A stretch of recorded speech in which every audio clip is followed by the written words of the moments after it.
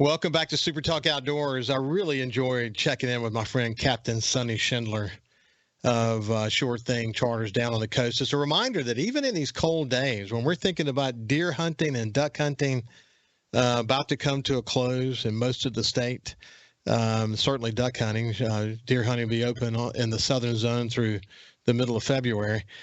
Fishing continues to go on, fishing across the state of Mississippi, fishing on the coast through the backwaters and even some offshore fishing if you're lucky enough to get a day when you can actually get offshore. But it's great to check in with Sonny, and thrilled to have him as such a good friend to Super Talk Outdoors. Like I said at the beginning of the show, I'm honored to have the opportunity every single week to tell the stories of the men and women of the Department of Wildlife, Fisheries, and Parks, because they've been entrusted with the responsibility of managing and conserving the incredible diverse wildlife, fisheries, and parks that they have responsibilities for. Their work, as I pointed out, not only impacts the environment, but it also impacts the economy and tourism and the overall well-being of literally communities across the state of Mississippi. So I figure it's part of my mission to celebrate them. And my family is deeply, deeply indebted to the incredible employees of the department. Now I want to shift gears and invite one of my friends with the department. He's the state lake coordinator. His name is Josh Howell. He's been on the show before, someone I really enjoyed visiting with. And first, let me just say, good morning or good afternoon to you, my friend. Hey, good afternoon, Ricky. Glad to be on. Yeah. So I look back at the last time you and I talked, and we had a terrific conversation about the Simpson County Lake reopening and all the amazing work that went into that. And every time I pass it, I think about that conversation with you. But boy, that was a heavy lift, and it is a beautiful lake now, isn't it? It is a beautiful lake. And our lake manager there, he won Lake Manager of the Year at our agency awards. And then he got a promotion. So now we got a new lake manager that's taking up the reins. He's doing a great job. And Greg, our old lake manager, he did a great job getting everything ready. And then he got promoted on, and we got a new guy there taking the reins, and he's doing a great job. And everybody's out there enjoying the new camping facilities, the fishing, obviously. New boat ramp and piers and everything, and it's been a pretty good success. Yeah, it's look, in the wintertime, the state parks of Mississippi, the lakes, they just truck right on down the road. A lot of people actually enjoy getting by a campfire and just kind of taking it all in this time of year. But the state parks, we got this massive improvement program that's going on. I mean, we just talked about the Simpson Lake improvement process. What a heavy lift that was. What a great facility that is today.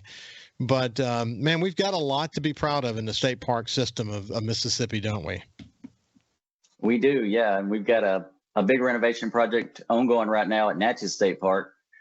New boat ramp, piers, cabin renovations, putting piers behind the cabins.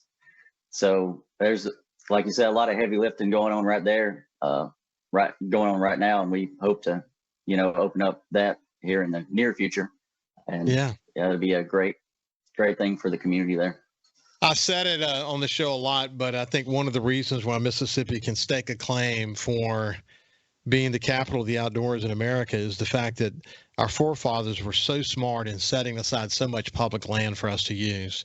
And it comes in the form of, wildlife management areas, state parks, the lakes that you have responsibility for. But it's vast. And I had a guest from South Africa say he's from South Africa, he lives here, but he's involved in global environmental and conservation issues. And one of the points that he made is that where you and I are sitting right now, within 10 minutes, we can be standing on state-owned land that belongs to the public.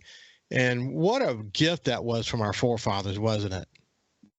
Oh, absolutely. A huge gift. You got national forest land. We got Army Corps of Engineers. We got the big reservoirs over there, the big four. We got state lakes, state parks. We got wildlife management areas.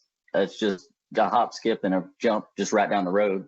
And a lot of people don't even know about that. A lot of people that don't hunt and fish, and you can go out and bird watch, or just you can get a WMA permit and just go out and explore when there's, not hunting going on. And It's just a huge opportunity, and people don't think of hiking in Mississippi, but there's all kinds of nature trails and places to get out. You think of East Tennessee, you're out in the mountains, but I mean, you've got streams, and we've got a lot of nature trails that you got the Natchez Trace and just so many opportunities. Yeah. I can't help but also mention in the same breath that the Pascagoula River Complex is the largest undammed waterway in the entire continental United States, and what a treasure that is, and the opportunity to be able to enjoy that in so many different ways and so many different places along that river is it's very, very special. So coming back to the state lake coordinator, let's kind of remind people what you had to say grace over. All right, I've got 19 state lakes stretched from Tippah County all the way down to south of Hattiesburg at Lake Perry. So it's a lot of locations and a lot of mileage in between them. So I can't see them all every day. So I got 3 managers or supervisors that work under me, and then there's a manager at each facility basically. And it's a lot, but I enjoy it, and I get to be over boat ramps now too. So I got however many boat ramps are in the state, which is a lot. I've never got a concrete number, but there's lots of them. And with this historic drought we had, it's been very busy with the boat ramps too. Yeah, I bet it's incredible. Some of the lakes you can naturally replenish them, but I bet all the lakes were across the state of Mississippi were down to some extent, and some significantly down. They were, yeah. We were out around the verge of having to close some boat ramps. We did close one boat ramp during the drought, but we got real lucky and finally got some rain there at the end. But they were getting really low. Call and Panther Lake was getting really low. Tom Bailey, a lot of them were struggling, but now they're coming back up, and now we've got ice everywhere up here in Tupelo. Yeah, I get it clearly. Listen, I've said this before, but on the farms that I had the honor and pleasure of leasing in the Mississippi Delta,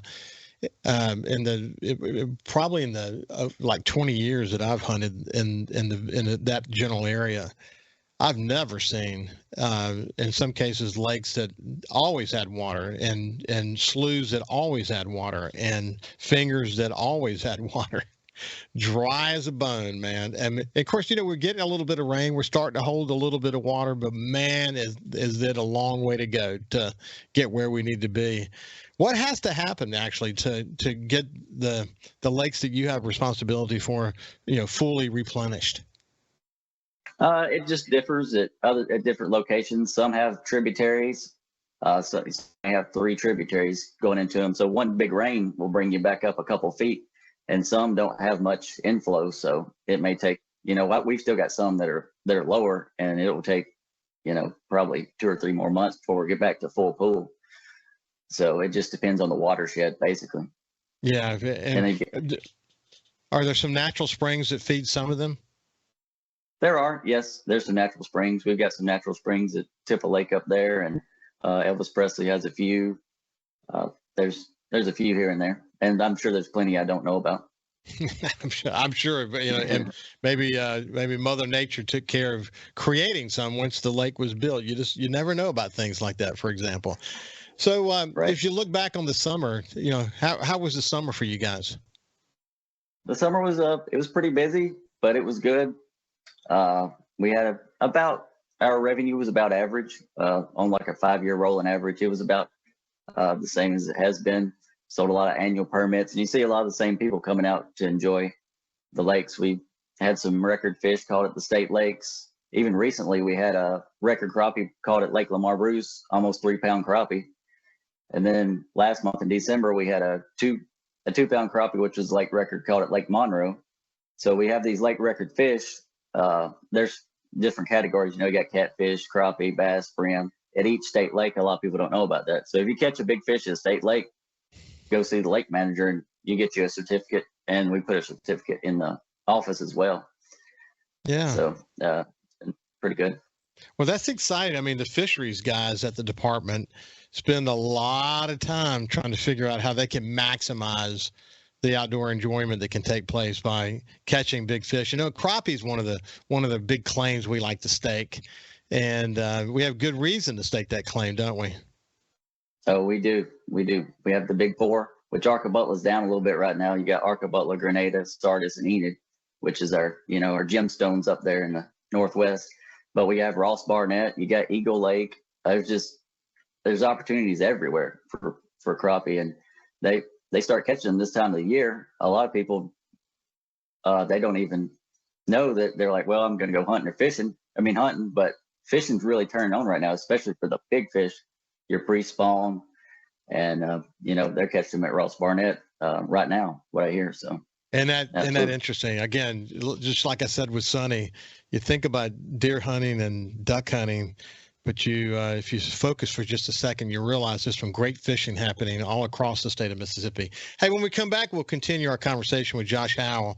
He is the state lake coordinator for the Mississippi Department of Wildlife, Fisheries, and Parks. We'll see you after this break. Welcome back to Super Talk Outdoors. I have my friend Josh Howell, who is the state lake coordinator for Mississippi Department of Wildlife, Fisheries, and Parks. And when we went to break, he was just saying, in some cases, the fish are turned on some of these lakes. And you think about the frigid temperatures that we've had to deal with. And you don't think, you think about fishing, you tend to think about summertime and that kind of feel. But in the winter, you can really catch some big fish all across the state of Mississippi. And that's one of the benefits of being in Mississippi. Typically, we don't have Arctic air here, so we're able to, it may be cool, but we're able to enjoy some incredible times in our state parks and our state lakes. And you guys put a lot of energy into making sure that the best possible scenario exists for people to catch fish in our lakes. That's for sure, isn't it? Yes. We got our hatcheries. We got Turcotte Fish Hatchery. We got North Mississippi Fish Hatchery. So we're always trying to grow more fish and provide more opportunities for the public. And then we're fertilizing our state lakes to try to build that food structure. Just anything we can do to maximize the opportunity is what we're doing. And we're working on some pond liners currently at North Mississippi Fish Hatchery to try to, help some of those ponds and get them back in production so we can raise more and more fish. That is really cool. So look, in January, we're approaching the end of January now.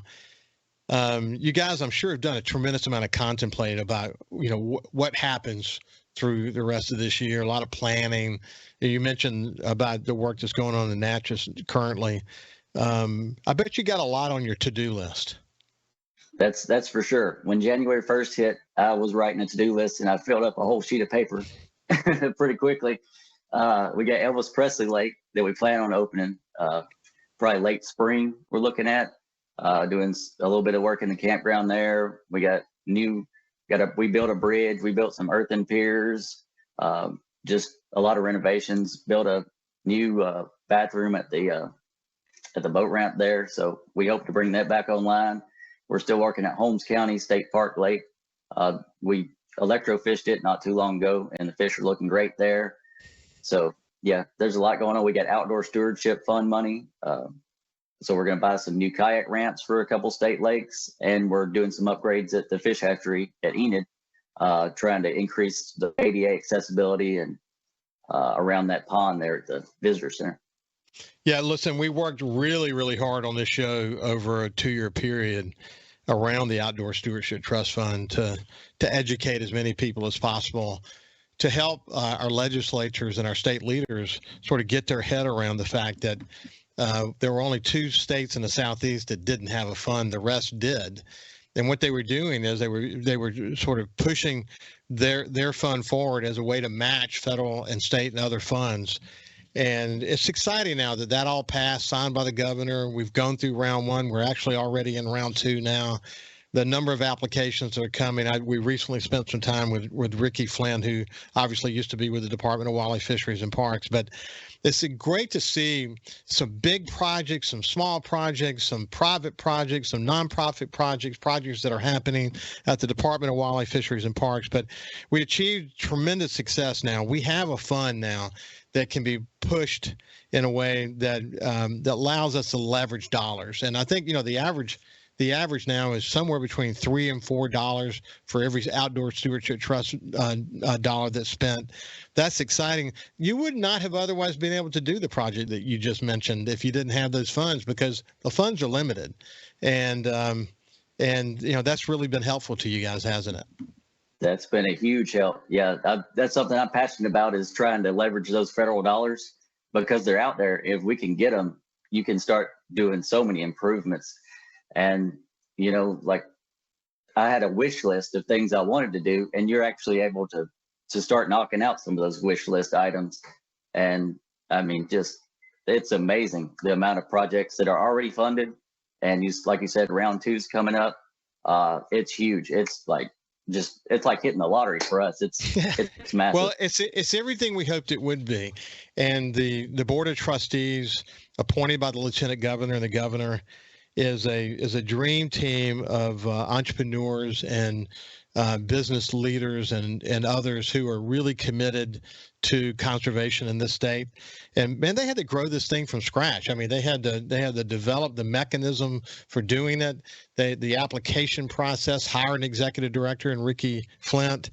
And I know several of the members and have stayed in touch with them. And man, for a period of time there, they were meeting weekly and more to get this thing off the ground.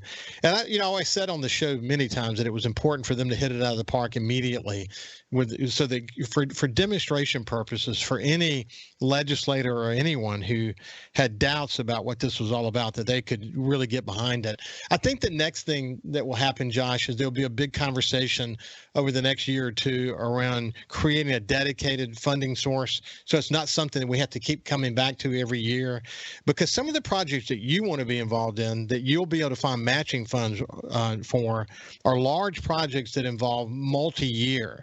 And so if we don't know for sure what money's coming, it's kind of hard to commit to multi-year projects. And I'm looking forward to having that conversation in our state. Now that we've had some success under our belt, now that round two is about to come down, I think we'll be able to prove that a dedicated funding source is the way to go. So anyway, hey, Josh, it's been great to spend some time with you, my friend. I've enjoyed it. Thanks for getting the word out there with our state lakes, state parks, all our public resources, and the Outdoor Stewardship Trust Fund. It's an exciting time in Mississippi. It really is. It really is. This has been Josh Howell, who is the state coordinator of state lakes for the Department of Wildlife, Fisheries, and Parks. Listen, as I always say at the end of the show, stay safe when you're in the outdoors. Always put safety first. Never drop your guard. God bless you, and we will see you next week.